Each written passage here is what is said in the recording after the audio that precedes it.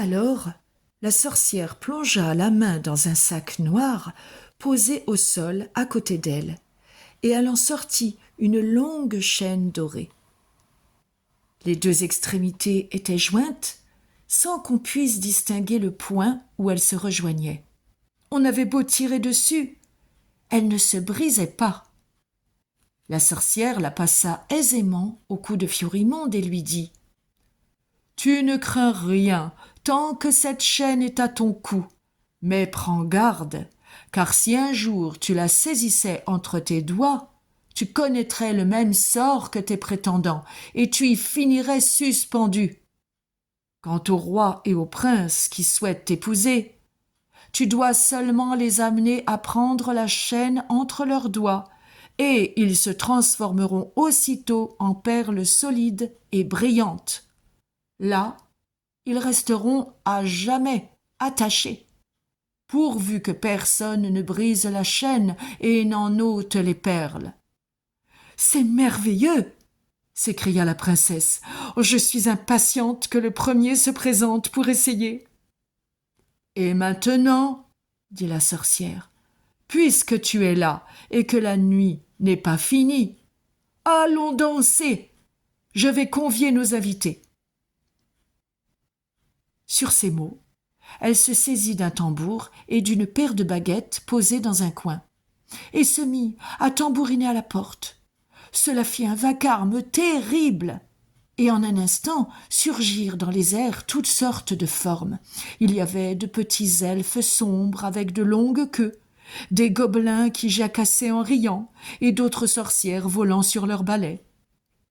Il y avait une fée en forme de gros chat avec des yeux verts qui brillaient, une autre qui ondulait comme une longue vipère scintillante. Quand tous furent arrivés, la sorcière cessa de tambouriner. Au centre de la cabane, elle tapa du pied, et une trappe s'ouvrit dans le sol. La vieille sorcière y pénétra, et tous ses invités s'engouffrèrent derrière elle. Elle les mena le long d'un passage sombre jusqu'à une grande pièce souterraine. Là, ils dansèrent tous en s'amusant follement.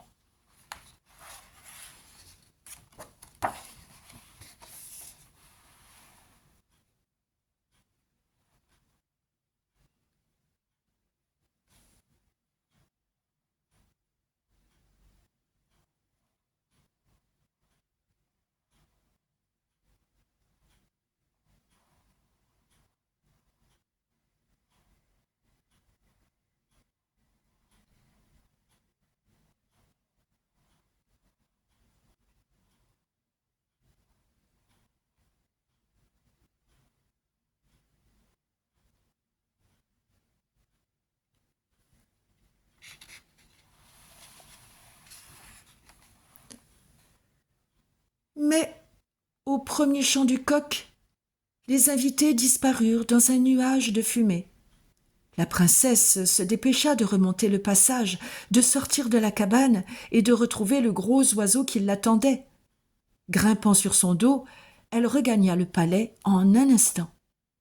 Elle enjamba le rebord de fenêtre de sa chambre et, se saisissant d'une petite bouteille noire, elle versa quelques gouttes dans une tasse qu'elle tendit à l'oiseau magique.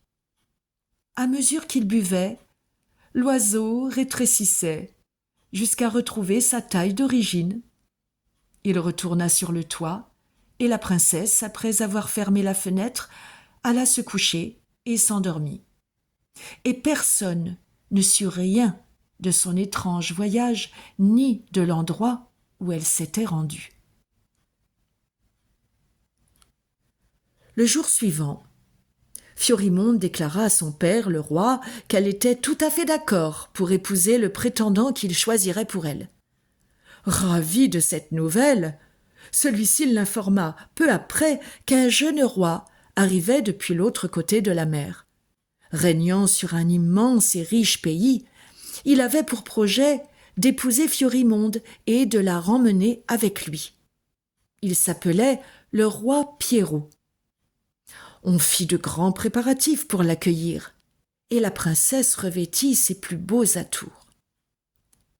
Quand enfin il arriva au palais, tous les courtisans s'exclamèrent: C'est vraiment le mari qu'il faut pour notre belle princesse.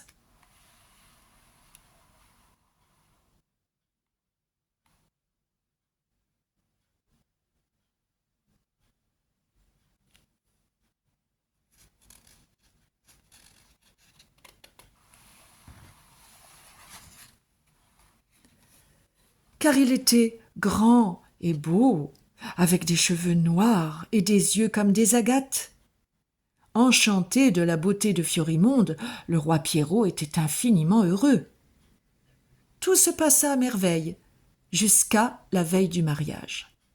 Ce soir-là se tint un grand banquet. La princesse était plus belle encore qu'à l'accoutumée, vêtue d'une robe de la couleur d'une rose rouge.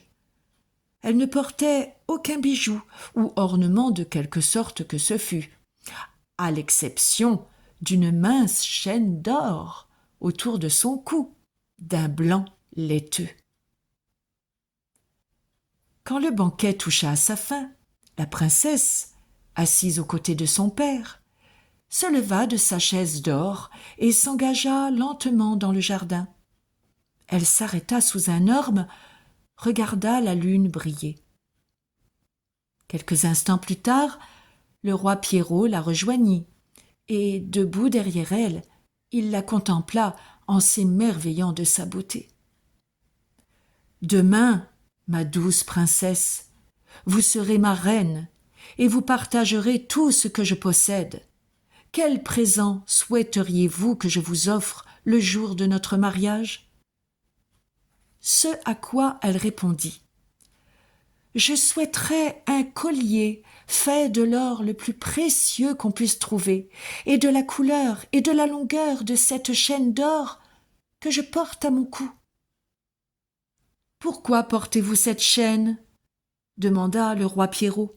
« Il n'y a dessus ni bijoux ni ornements. »« Certes, mais elle est unique au monde, » répondit Fiorimonde, dont les yeux s'illuminèrent d'une lueur mauvaise. « Elle est légère comme une plume et forte comme une chaîne de fer. Prenez-la entre vos mains et essayez de la briser, vous verrez comme elle est solide. » Le roi Pierrot tendit les mains, mais à peine eut-il refermé ses doigts dessus qu'il disparut dans un nuage de fumée.